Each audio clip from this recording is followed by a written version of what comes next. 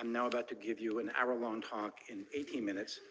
So fasten your seatbelts. So here's an outline of what I'm going to be doing today. I'm going to begin by providing sort of a conceptual framework for how we think of the role of experience in brain and behavioral development. Talk a little bit about the history of what led Romania to abandon and orphan so many children, why neglect is bad for the brain, and then findings from this project that Darnay just mentioned.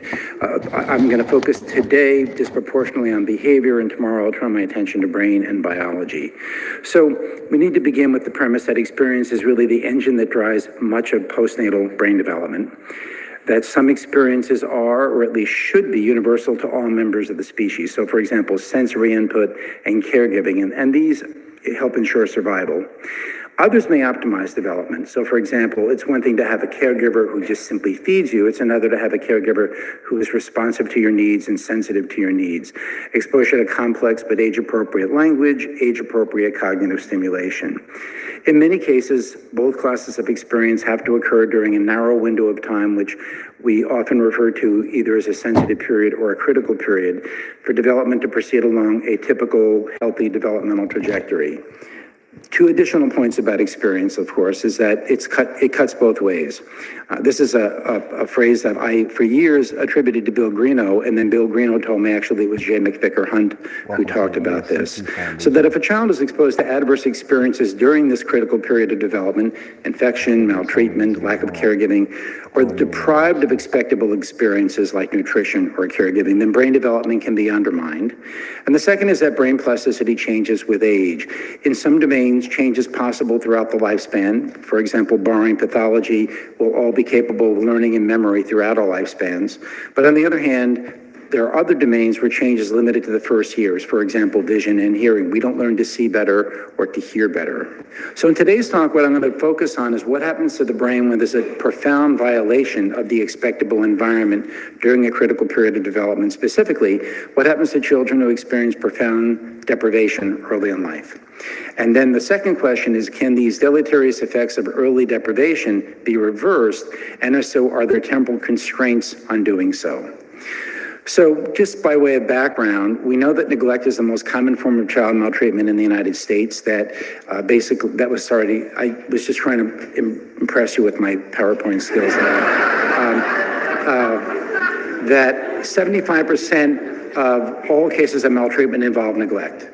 That a particularly extreme form of neglect is being raised in conditions of profound psychosocial deprivation, such as the 8 million children around the world who live in institutions. And I should also add that there are about 140 million orphans around the world.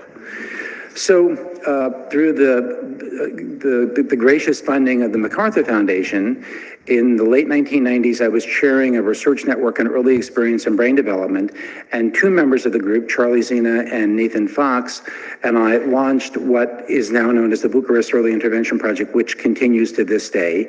And there were three goals. One was to examine the effects of institutionalization on brain and behavioral development. A second is to determine if these effects can be remediated through an intervention, in our case, very high quality foster care. And the third was to improve the welfare of children in Romania by establishing foster care as an alternative to institutional care. In Romania at the time, they viewed institutional care as the intervention for child abandonment. So just by way of background, this really was an experiment in social engineering engineered by Nicolae Ceausescu, who is this individual here. So in 1966, Ceausescu, who took over the country, he was a shoe cobbler by trade, had an idea that he could increase his power if he increased the population. And to increase the population, he set into motion a series of decrees, which began with the menstrual police. So these were state gynecologists who conducted monthly checks of women of childbearing age who had had fewer than 5 kids to make sure they weren't using birth control or hadn't terminated a pregnancy. He established a celibacy tax whereby families received a stipend if they had more than 2 kids, but they were taxed heavily if they had fewer than 5.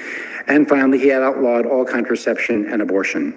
And the result was that before I go to that, was that by the time he was overthrown in 1989, there were more than 170,000 children living in state-run institutions. So I now want to show you a brief video clip of an individual now in his 30s who was the byproduct of one of these early orphaned children.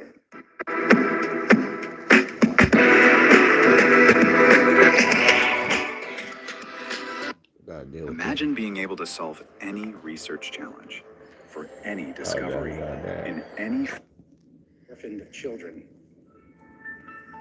Gotta ride with what I got for him.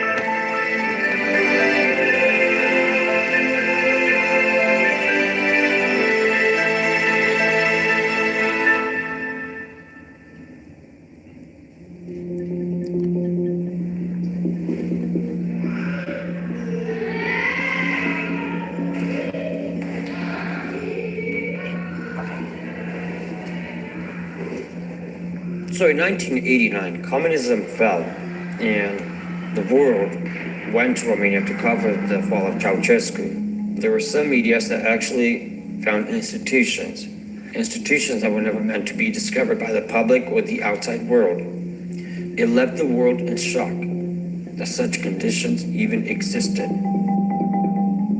Those of us who visited these institutions built by the communist regime are unlikely ever to forget them. Hundreds of children not so much cared for as contained. Well, at the age of 6 months old, I became ill, and my parents took me to a hospital to be treated for my illness. But instead of finding healing at a hospital, I actually ended up being infected with polio. My parents took me to a different hospital in Sighetu Marmația. They never came back. So the state put me in an institution for handicapped children, an orphanage known as Home Hospital for the Irrecoverable Children. What's in this room, no one could prepare for. Filthy, dark, and stinking. There's excrement everywhere. These boys are the most difficult cases. They deserve the best of care. Instead, they get the worst. From the moment that we could remember for ourselves, that's all we knew. We didn't have compassion. We didn't have feelings or emotions. We just existed to just vegetate, you know. We were just wild animals that needed to be caged up, is what we were considered pretty much. Okay, I think we've seen enough of that. As someone who in my other life studies neurodevelopmental disorders, I actually recognize this phenotype. The difference is that the disorders I study usually are single gene mutations, whereas these are a byproduct of the environment for the most part.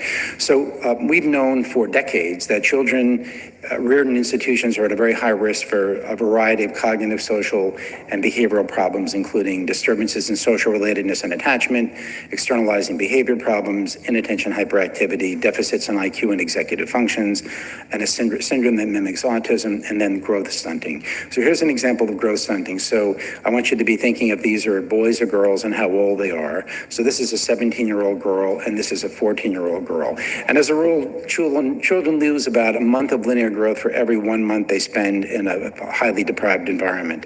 So the study we did is actually a randomized controlled trial of foster care as an alternative to institutional care. And the way we did this is that we screened more than 180 infants and basically kids under about a year or two to make sure they didn't have a frank neurological or genetic syndrome. We could only do behavioral exams, we couldn't do blood work and the like.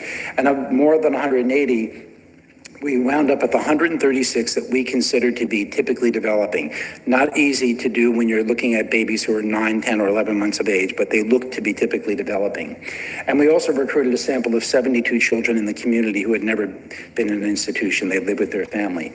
After an extensive baseline assessment, these 136 children were randomly assigned to either to remain in institutional care, what we'll call care as usual, or to be randomly assigned to a high-quality foster care program that we built, maintained, and paid for ourselves. The original goal was to see these children for the first few years of life. So in fact, we saw them at 9, 18, 30, and 42 months, and at 54 months, at which point the intervention formally ended and was turned over to the authorities.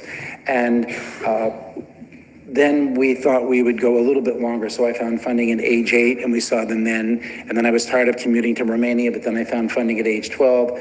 And I said, that's enough, but then we found more money, and then we saw them at age 16, and we were just refunded to see them again at 21. In fact, I'm there in 3 weeks to launch the 21-year follow-up of these kids. So the three of us who do this work come from different backgrounds, and we're all thick-headed. So when it came time to discuss what was the most important thing to study, this is the short list. of what we came up with, because we really couldn't agree on what were the most important things to study. I thought naturally it was the brain, and Charlie Zena thought it was mental health.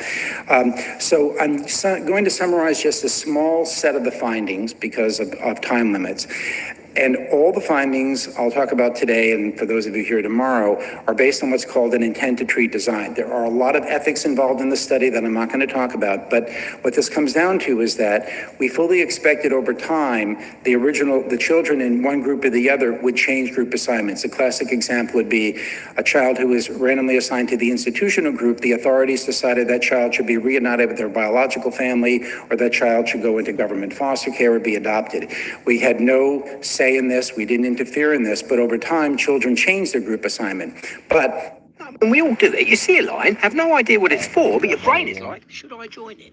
It's crazy, right? Hey, let me call you back. I got budget right we now. analyze their data based on their original randomization schedule, because that avoids the pitfalls of sample bias. So I'll start with IQ and then move from there. At baseline, when the kids on average were about 20 months, using the Bailey exam, you can see that the children in the institutional group are actually below the cut point for intellectual disability compared to the children in the never institutional group. So then the question is, what happens following random assignment to foster care? We'll start with this. This is going out to 54 months. At every age, you'll see that the children in foster care have markedly higher IQs than the children in the institutional group. And here, the more important finding is that this is only foster care. The children placed under the age of 2 have markedly higher IQs than the children placed after 2.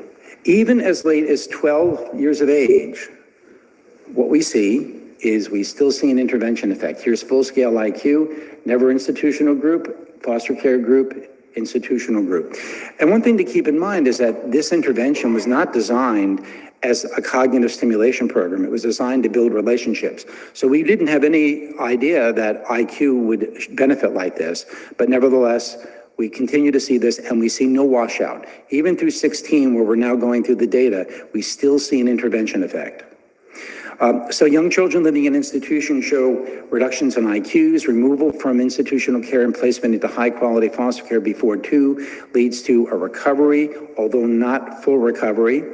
And we see stability across the first 12 years of life. The one thing I'm not going to show you is that when we look at placement disruptions, because it turns out because of the authorities, there were kids who made multiple placements. They went from the institution back to their biological family, abandoned, then to foster care. The children who show more placement disruptions have much less favorable outcomes. Stability matters.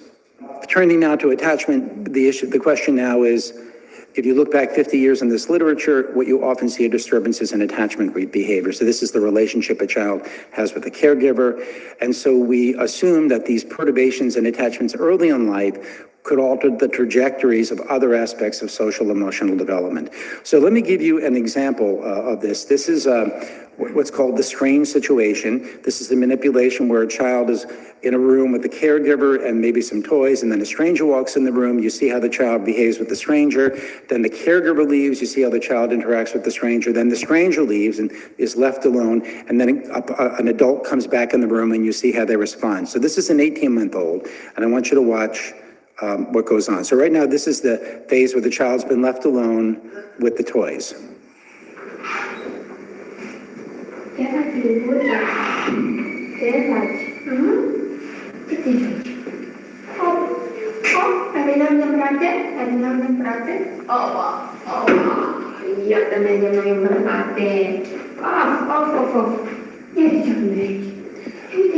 So, this looks like a classic reunion episode. He jumps into her arms, holds on to her, but that's the first time he's ever met this woman. And that's sort of the indiscriminate behavior that is very common among kids with histories of neglect. In fact, Mike Rutter, the distinguished child psychiatrist in the UK, argues that this is part of a syndrome of institutionalization syndrome. So what we see at baseline is among the never institutionalized children, about 70% look like they have a secure attachment. The same number of institutionalized children have an insecure attachment. So it's profoundly disruptive at baseline. Now, if you look at the intervention, the children placed in foster care before 22 months, 70% have a secure attachment. The children placed in foster care after 22 months, 70% have an insecure attachment. So we see that same inflection point. At 54 months and then again at 8, and the findings are the same, we did a functional measure of attachment behavior. And what we did is we arranged with the caregiver or the mother that we said someone was going to knock on the door, let your child answer the door, and let your child do whatever they want to do. So with that arrangement, the stranger knocked on the door, the child answered the door, and the stranger said, "Come with me, I have something to show you." Took a lot to get this through our ethics board, and this is sort of every parent's nightmare, right? And the question is, will they walk out the door and walk off with a complete stranger? If you look at the institutional group, more than 50% of the kids in the institutional group walked off with a complete stranger. That was cut in half for the kids in foster care, and there was one in the community who did that, so we've been monitoring that child for 20 years now to see why they did that. So children experiencing early institutional care are far more likely to develop disturbances in attachment than those who did not. Children randomly assigned to foster care following institutional care, particularly if they were younger than 22 to 24 months, are more likely to show an improvement in attachment behavior. Lastly, what about the brain? So we assume the behavioral phenotype that we've been observing all these years has its origin in alterations in brain development. And so we've done lots of different things. Over the years, we've done EEG, and then now we've been doing MRI for the last decade or so. I'm only going to talk about the EEG data. So the way to view this is we place sensors on, well, you can see that in this child here. We place sensors on the child's head, and we can record the brain's electrical activity. We can color code it. So red would reflect more activity, green would reflect less activity. And what you're looking at here is a view from the top down. Here's the nose, back of the head, left ear, right ear. And notice how much more brain activity there is in the never institutionalized group compared to the institutionalized group. If you move to the foster care placement, this is at age 8, institutionalized group, foster care after 2 years of age, and they're identical. Foster care before 2 years of age, never institutionalized group, they're identical. So the same inflection point that we see in IQ and attachment, where there's a cut point sometime around 20 to 24 months. So children who receive the care as usual display deficits in the brain's electrical activity compared to kids randomized to foster care. Children who receive the foster care intervention continued to show typical levels of brain activity through age 16, not just 8. And age of placement in foster care was associated with an increase in alpha power. So there are a lot of changes in Romania. Basically, because of, in part, this study, they changed the law that children under 2 could not be institutionalized and under 3. And if you look at the statistics of the number of kids living in institutions, it's plummeted. So the bottom line is, let's learn from the science, let's inform policymakers, politicians, and clinicians about the short and long-term effects of early neglect, but in particular, that the duration of time spent in a neglectful environment powerfully influences later development. I really can't talk any faster than this. Age of a child, when removed from a neglected environment and placed into a family, is also critical in influencing the outcome. Early neglect can have lifelong effects on both psychological and physical development. And finally, these findings are not limited to children growing up in institutions, but rather generalized to any child experiencing early and profound deprivations, such as parent-child separations. Thank you. This technology gives us access to the animal world. This is like Avatar. This is nothing like Avatar. From Disney and Pixar. Thank you. I'm going to be talking about what it's like for children who have suffered early damage to their hippocampi, the memory structures of the brain, to grow up without episodic memory. So just to give you an idea of what episodic memory is all about, it appears to be an exquisite cognitive system which has recently evolved in modern humans. It's a late developing function, and unfortunately, it's an early declining one as well in old age. It's oriented towards past memories that we have accumulated over a lifetime, and is vulnerable to neurological injury. Incredibly, it enables us to mental time travel to the past and also to plan for the future. It allows us conscious re-experience of personal autobiography and maybe it's unique to humans. This constellation of incredible abilities that we humans possess is dependent on a brain structure called the hippocampus, which you can see on the right-hand side of the slide in blue. And episodic memory is dependent on the integrity of this structure. You see also the amygdala, shown in orange, behind the head of the hippocampus, called the uncus. And the amygdala is the center for regulation of our emotions. Hippocampus appears to be critical for our memories. So, what are the risks to the integrity of the hippocampus, particularly during early development? Oxygen deprivation seems to be one of the critical factors that can expose babies when they come into the world for a variety of reasons to early hippocampal pathology.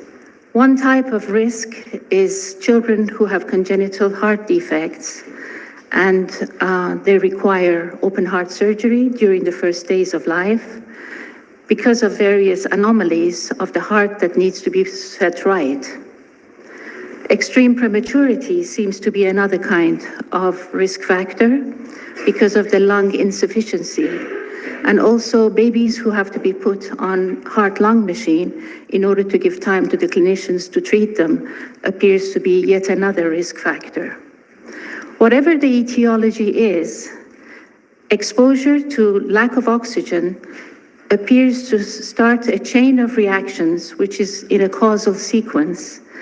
It starts from oxygen deprivation, leading specifically to damage of the hippocampal structures, and then in turn, leading to the emergence of a memory problem later in childhood, which can range from moderate to developmental amnesia, which I will be describing in a minute. So I wanted to give you a feeling for the trajectory of cognitive development after such injury occurs. Parents are usually extremely happy because their children have passed this critical stage of being seriously ill, and they think that everything is over because physically the children actually make a very good recovery. So from birth to 2 years, they develop normally, and they acquire all their developmental milestones as expected. Between the ages of 2 to 3 years, they develop good speech and language abilities. They go to nursery school, they learn songs, they learn rhymes, their motor development is normal, and really parents don't suspect that anything is wrong at all. Then, around 3 or 4 years of age, they start preschool programs, and there they excel as well. They have developed sight reading, they do copying and drawing, and they do all kinds of normal developmental milestones, and they achieve as normal children would. However, around the age of 4 to 8 years, they start showing the first signs of an amnesic syndrome. They forget their belongings, they start repeating questions, they forget instructions, they forget messages, they tend to get lost in new places, they appear to be confused, and they are unable to remember their lessons. This is very strong evidence that they're growing into a deficit which only becomes apparent with increasing age. And this is the way that typically the children present to my clinic when they come, because the parents don't understand where this problem actually came from. So the parent usually says, "My child seems to be living at the moment, doesn't seem to be bothered by the past or the future, and cannot plan for anything. The child seems to have a flat affect, and that's important to note. They're not demanding children, they're very easy to live with. And for those of us who have children, we know what it's like when a child wants something. They won't let go of the idea until they get it. Well, these children are not like that. They forget what they want. They're also very disorganized. The teacher says that they're very friendly and polite, but they're too laid back. And they seem very able, but when it comes to the crunch, they can't deliver. And the patient says, I listened in class and I understood everything that was said, but a little later, I couldn't remember anything. So you have to realize that there is no neurological symptoms. This is a silent damage that shows its symptoms, and there's no evidence of any kind of neurological abnormality. So we start assessing these children to first neuropsychologically find out what the problems are. And we discover that there's a set of weaknesses that they all have, and there's a set of strengths. The set of weaknesses are defined by inability to be able to remember the events of their life. They are unable to recall, and they also do not recollect. Recollect is a very subjective experience, but they don't seem to even understand the concept of recollection. On the other hand, they have strengths. They have fantastic factual memory. Happy birthday again. Here's a cake and some friends. Memory. They're like a dictionary of knowledge, but without context. They have very good recognition, so that if they have seen something and you show it in a multiple choice fashion to them, they know which one it is that they have seen before. And they have a sense of familiarity. The neural substrate of their weaknesses appears to be a very marked but fairly selective bilateral hippocampal atrophy. On the other hand, the set of strength seems to be the integrity of the parahippocampal cortex, which appears to be relatively preserved. So our first task, after having neuropsychologically assessed these children and shown these dissociations, there are 3 of them, 3 dissociations, our next task was to actually verify that there really was damage to the hippocampus, because all these weaknesses that I have described are actually dependent on the integrity of the hippocampus. So we needed to be able to demonstrate that the hippocampus is in fact damaged. What you see here is 0 is set at the volumes of a large group of normal controls. And then in black, you see the volumes of the hippocampi in the normal controls. Then you see the volumes of the orange cases. These are cases with moderate degree of hippocampal pathology ranging from 15% to 25% of normal. And then you move to the left-hand side where you see the red bars. The red bars are individual cases of amnesic patients that we have seen. And as you can see, reductions above 30% to 75% actually counts as severe enough to warrant the kind of amnesic syndrome that I have described. So you can see the significant difference between the 3 groups there. The moderates and the controls are not significantly different from each other, but the amnesic patients are. Below that, you see the volumes of the amygdala. Unlike the volumes of the hippocampus, the volumes of the amygdala are not reduced. Here, you see the work of Loïc Charignan, who has been measuring the volumes of the hippocampal subfields. Although the entire hippocampus is reduced in volume bilaterally, the magnitude of the impairment or magnitude of the reduction is far more pronounced towards the posterior part of the hippocampus. In fact, the head of the hippocampus, the uncus, is relatively spared. And then you see the other subfields are also significantly reduced in volume. So what does this do to a child who comes into the world seemingly normal because they've recovered from their injury that they've had, apparently, but they do develop normally in many ways, except in this memory domain that I have just mentioned. Here you see the cognitive profile of patients with developmental amnesia during early childhood and later on as adults. So there are 18 of them that have been studied, and they're matched with 18 controls. The age range is from 11 to 35. And the most remarkable thing here is the mean memory quotient of this group is 61, which is in the significantly impaired range, compared to their mean memory quotient of the normal controls, which is 108. These are standard scores. On the right-hand side, you see the performance of the amnesic group relative to the control group on these measures of full-scale IQ, working memory, literacy, and numeracy. So immediately it's obvious that these children have developed these skills without the aid of the hippocampus. So these skills are not dependent on the integrity of the hippocampus.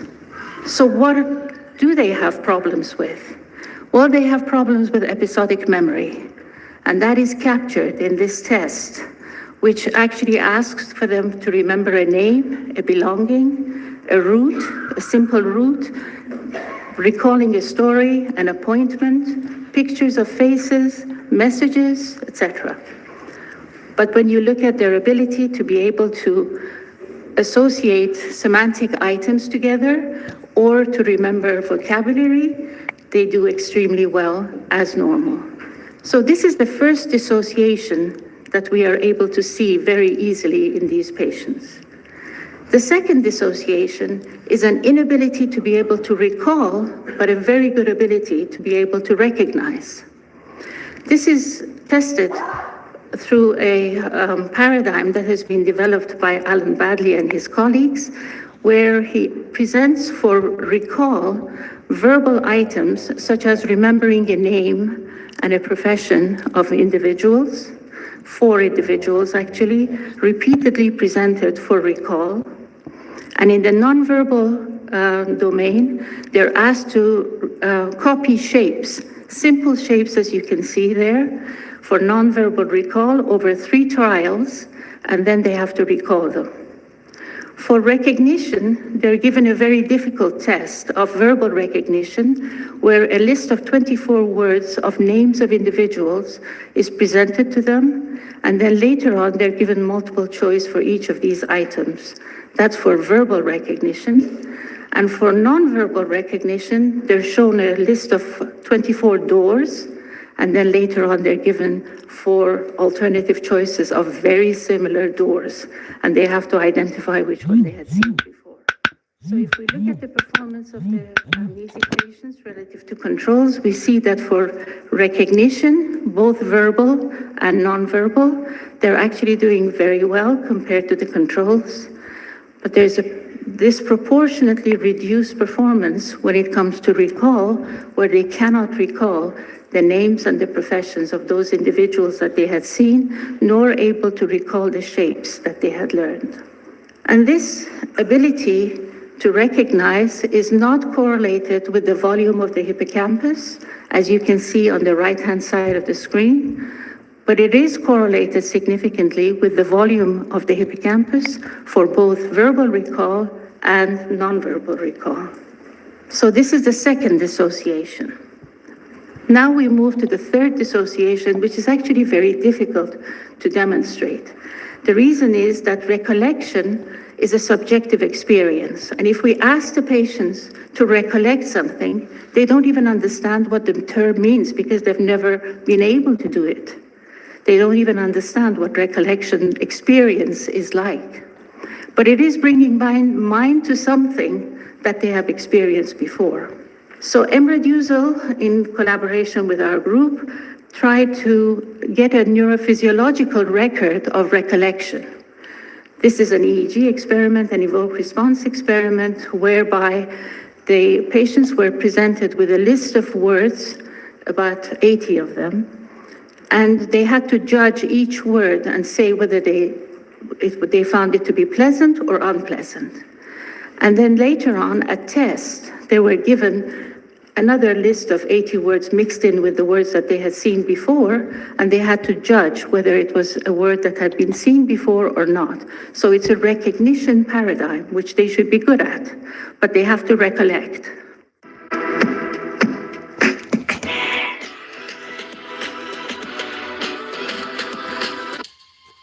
I can't wait to see you up there one day. If you work hard, They should be good at, but they have to recollect. And at the same time, the EEG is being recorded. So what you can see on the left-hand side of the screen is that in the time window, in the early time window, we get this modulation, which is called the N400 modulation. And this modulation is associated with the feeling of familiarity. Something appears familiar. It doesn't involve recollection. But later time window, around 600 milliseconds, you get the second modulation, which is called the left positive component. This left positive component is supposed to reflect the generators of the hippocampus, which gives you a feeling of recollection so that you can remember whether you found it pleasant or not. And as you can see in the normal controls, you see these two modulations, both the early one and the late one. But when it comes to the patient with developmental amnesia, you get the early modulation, but the late positive component is missing. Similarly, when you look at the topographic scalp distribution of early versus late evoked responses, you see that the N400 effect is present in the controls, but it's also present in the DA patients. But the late positive component, which is a reflection of recollection, is present in the controls, but it's blue and absent in the DA patient. So this is a measure that, of course, as I say, it's a measure of a subjective experience, and a subjective experience is very difficult to capture by behavior. So we next turn to an fMRI experiment, which is even more complicated, but I'll try and simplify it for you. It's using a paradigm of paired associates. Paired associates is a paradigm that really requires the hippocampus's engagement. So patients and controls are shown a word paired with a scene, and they have to try and remember the pairing of the word with that scene. And some of the scenes are urban scenes, and some of them are rural scenes. So they see a huge number of these words paired with scenes. And then afterwards, they go into the scanner, and you can see that their performance is actually very poor compared to controls who are significantly above chance. They get chance level performance. But when we did not expect this, but when we actually look at the activation in the brain, we see that the activation is very similar to that of the normal. On the normal controls, you see activation in the parahippocampal cortex and in the retrosphedial cortex, which is the network of scene reinstatement. And in the patients, you get almost exactly the same pattern of activation.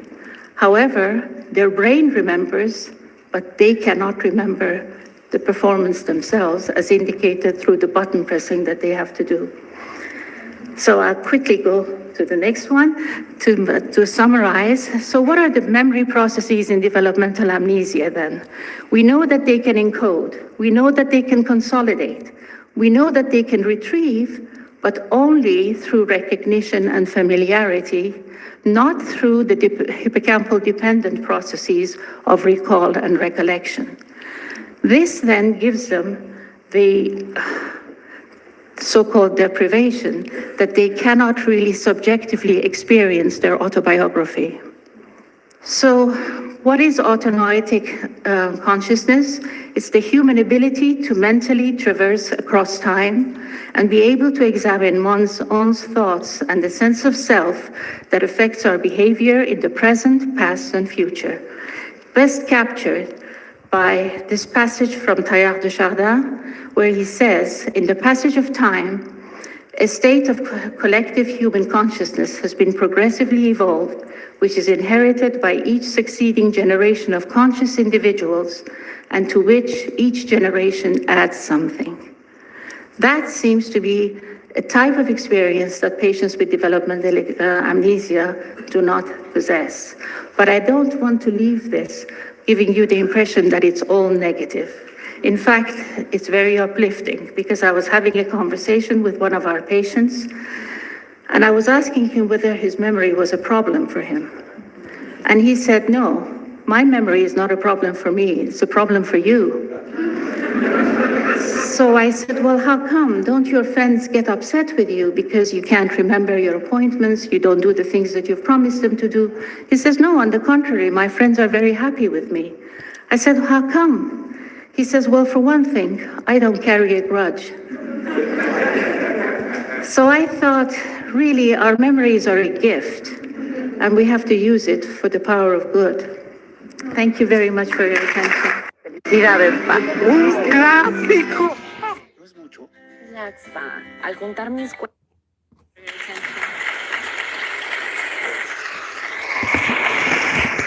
As you've heard, we live in a time where there's growing concern not only about the potential lifelong impact of deprivation and early adversity in childhood, but we also live in a time of global adversity with rapidly increasing natural disasters, rising political conflict. We have the largest number of refugees we think we've ever had in human history right now, and we're just at the beginning stages of what's going to happen with climate change. And yet, my theme here today is, despite these disturbing adversities and their increase, there's evidence of resilience all around us. And we better figure out how to mobilize that capacity to address the scale of problems we have. And many of the issues we've heard about today, and many of the global mass trauma threats to human existence in the world today are multisystemic in nature. And for that reason, this is my preferred definition of resilience. Resilience is the capacity of a system, could be a child, could be a family, an economy, a lake, a global climate, a society, but the capacity of a complex adaptive system to adapt successfully to these challenges that threaten system function, survival, or development. And the reason I think it's important to have this kind of a definition is because if we're going to deal with the complexity of the threats facing child development and life on the planet, we have to be able to integrate our sciences across levels. We need a definition of resilience that is scalable from a molecular level up through various increasing macro system levels of social organization. And we need a way to integrate what we know about ecological threats with what we know about social and other kinds of threats. And I also think we need a definition from a developmental perspective that is consistent and recognizes that human beings are developing systems. And I particularly do a lot of research with living systems like this child and the families in which children are nurtured. But development emerges from many systems interacting over multiple levels. It's an emergent phenomenon. And we also know that the systems of a child's life are not only interacting all the time, but they're embedded with each other and interconnected in such a way that a child's experience is influenced both directly by some of the systems they interact with, their family, their friends, they go to school eventually and interact with schools, but also by the systems indirectly connected to children. There are national policies, there are community resources that indirectly affect the development and well-being of children. And my picture here is just the socio-ecological systems. Of course, there's systems within the child that you've been hearing about all day, and those can be incorporated into the picture as well. So from a systems perspective, resilience is dynamic. It's changing over time because human beings are changing over time. They're developing, they're constantly interacting with other systems, and the capacity for adaptation that you or I have, or any child, is distributed across systems. It isn't just in the child or just in the individual person, because you can draw on capacity and resources that you have access to via relationships that you have with people, like social support, and many other systems that can provide you with help and support of many different kinds. Also, child resilience doesn't just depend on many systems outside the child, it also depends on the resilience of those systems. This is strikingly apparent in a major disaster when all the systems collapse at once, and then we all realize how dependent we are on the operation of many other systems to function in the world. This kind of model also would suggest there are going to be diverse pathways of adaptation. There's not just one way, one path that reflects resilience, but there are many different paths of adaptation. Depends on many different individual and contextual differences, as well as development itself. Now, adversity matters. And this is a typical risk gradient here. These data happen to come from an emergency shelter focused on 8 to 10-year-old children. And what you see here is that if you're already in an emergency shelter, but ignoring that for a minute, if you just count up these major risk factors that are present in the life of the individual children here, you can see that the more risk that's piled up in the life of the children, the more problems they're exhibiting on this measure. But that's on average. And what those kind of pictures don't show is the variation within risk levels. So we know that on average, problems with health and behavior increase with the piling up of risk factors.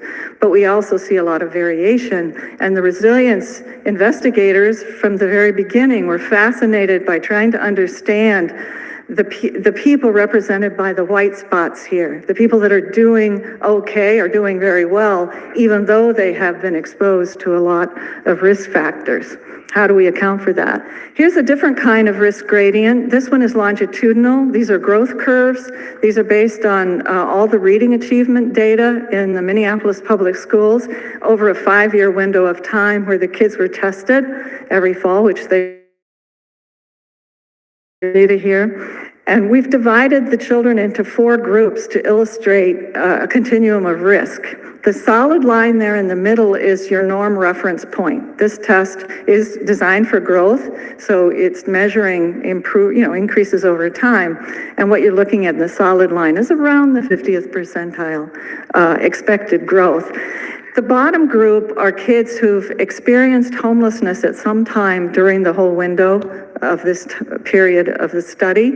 And we were surprised to see that 14% of the students in the Minneapolis public schools had experienced homelessness. Usually they're picked up when they enter an emergency shelter with their family.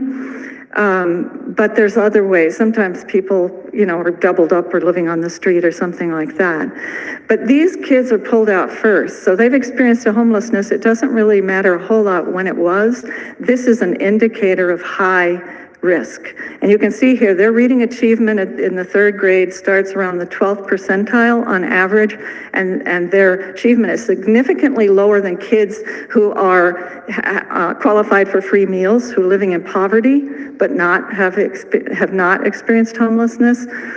And both those groups, who are very disadvantaged, are achieving at a much, much lower level than the norm reference point.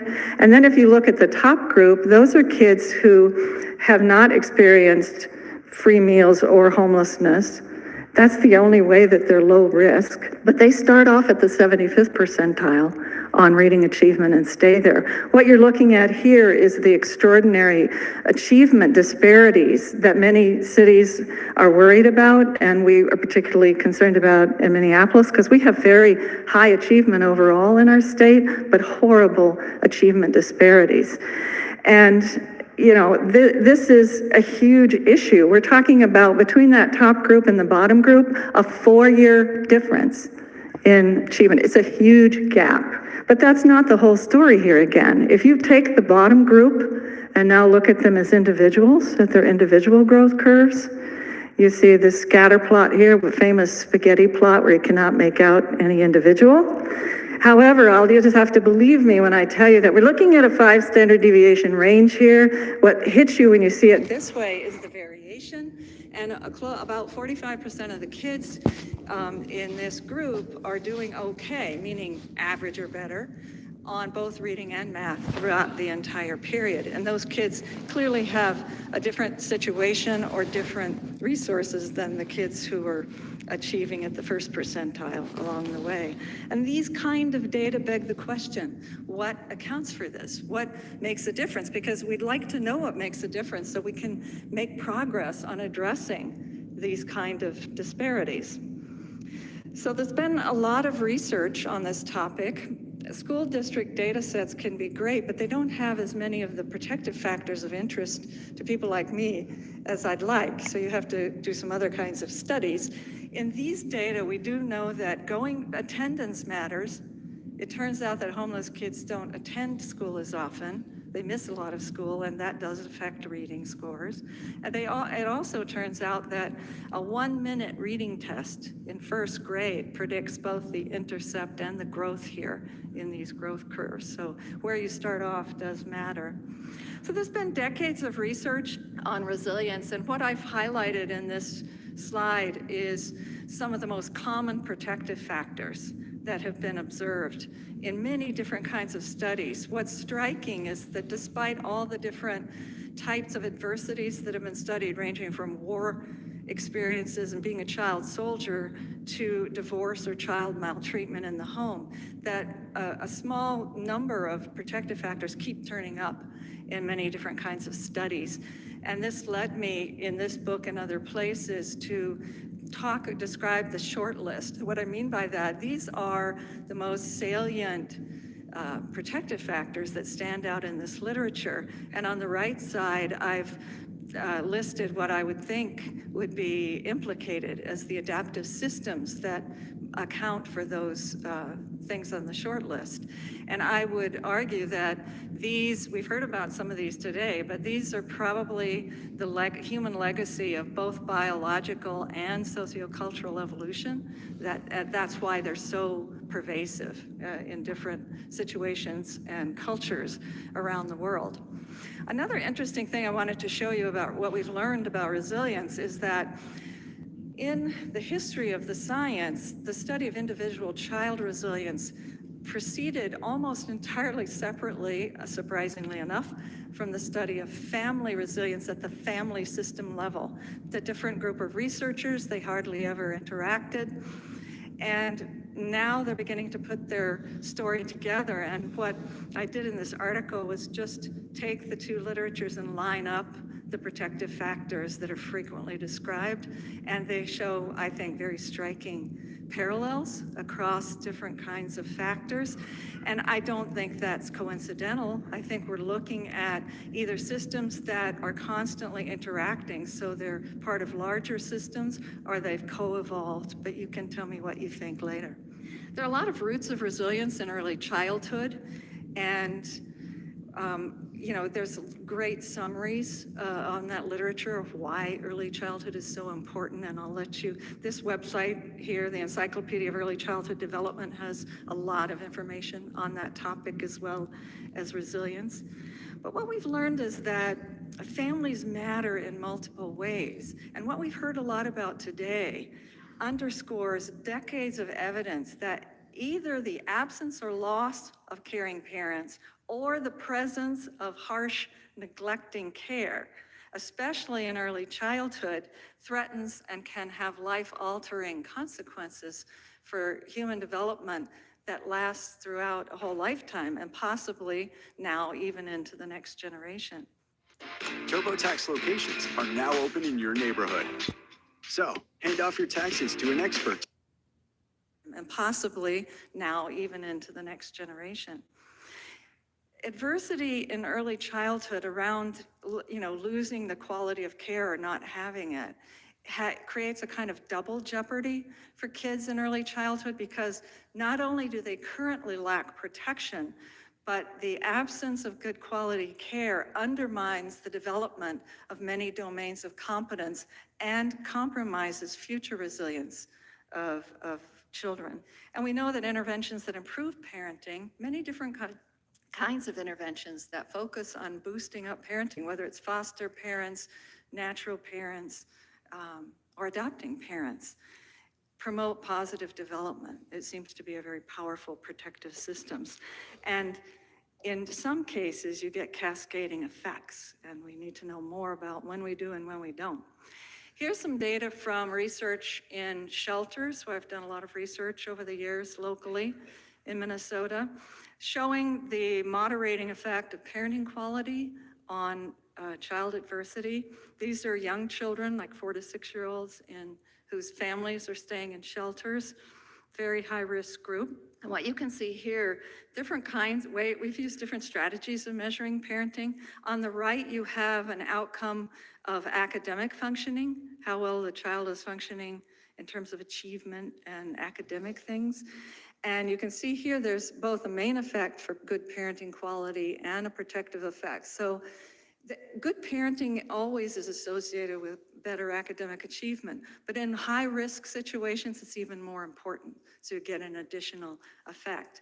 On the left, you see a graph for child trauma symptoms, and in this situation, when adversity is really low, you don't see much in the way of child trauma symptoms, but as adversity rises, you begin to see these symptoms, and then you also begin to see the moderating effect of good parenting. And in that particular study, the parenting was measured by observational coding in structured parent-child interaction. Child skills also matter, and there's a lot of interest right now in executive function skills, and I see a lot of you out there using your executive function skills, listening to these talks, paying attention, figuring out slides and so forth. But children need these kind of cognitive control skills to even enter kindergarten and begin to learn. They have to be able to listen to the teacher, sit on the circle, control their behavior, and so forth. And there's been a lot of interest in these skills because they predict school success, and they do it particularly well for very high-risk children. Here's some data, again, from research with homeless children, where we assess their executive function skills using a battery while they were in shelter and then follow them to kindergarten and first grade. And we find the kids that are doing well, both in terms of learning and behavior, have better executive function skills. And that's led people, our group as well as other groups, to try to focus on boosting executive function skills. Those interest loads of people because they show high plasticity during the group as well as other groups to try to focus on boosting executive function skills. Those interest loads of people because they show high plasticity during the preschool window. So we may be able to boost up the school readiness of children.